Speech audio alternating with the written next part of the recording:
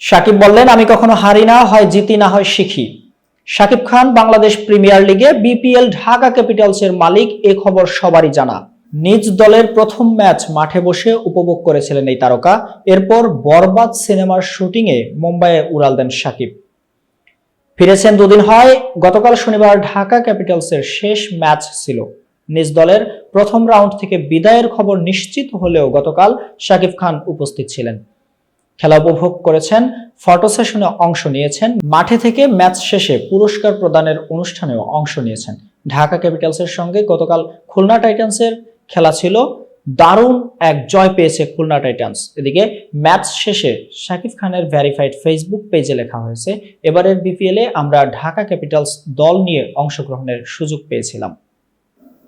এতক্ষণ বার্তা বৈঠকের সাথে থাকার জন্য ধন্যবাদ। নতুন নতুন তথ্য ও সংবাদ পেতে বার্তা বৈঠকের ইউটিউব চ্যানেল এবং ফেসবুক পেজের সাথেই থাকুন।